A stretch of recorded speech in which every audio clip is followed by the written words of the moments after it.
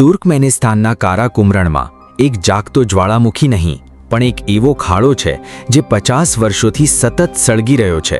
સ્થાનિક લોકો તેને નર્કનો દરવાજો એટલે કે ડોર ટુ હેલ કહે છે. 1971માં સોવિયત વૈજ્ઞાનિકો અહીં ગેસની શોધમાં ખોદી રહ્યા હતા.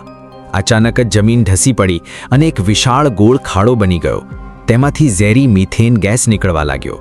વૈજ્ઞાનિકોએ ડરથી તેને આગ લગાડી દીધી એમ સમજીને કે ગેસ બળી જશે, પણ તે આજે પણ બળી રહી છે. આ ખાડો 69 મીટર પહોળો, 30 મીટર ઊંડો છે. તેની અંદર કેટલાય ગરમ ગોળાઓ ધગધગતા છે.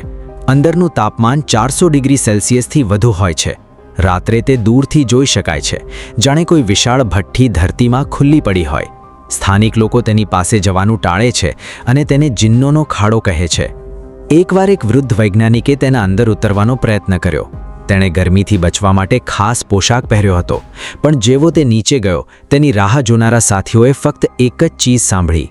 ત્યારથી કોઈ નીચે ઉતર્યું નથી. કહેવાય છે કે આ ખાડો સમયનો ભેદ બનીને બળે છે. વૈજ્ઞાનિકો માને છે કે તેમાં હજી પણ પૃથ્વીના ઊંડાણમાંના કેટલાક અજાણ્યા ખનિજો ઓગળી રહ્યા છે, પરંતુ સ્થાનિક લોકો કહે છે જ્યાં સુધી આ ખાડો સળગે છે ત્યાં સુધી કોઈ વ્યક્તિની આસ્થા નથી બળતી. આજે પણ દર વર્ષે હજારો પ્રવાસીઓ તેની પાસે આવે છે, પરંતુ માત્ર દૂરથી, જાણે કોઈ અલૌકિક દૃશ્યને જોતા હોય. અને દરવાજા ક્રેટર સળગતો જ રહે છે વર્ષોના વર્ષો.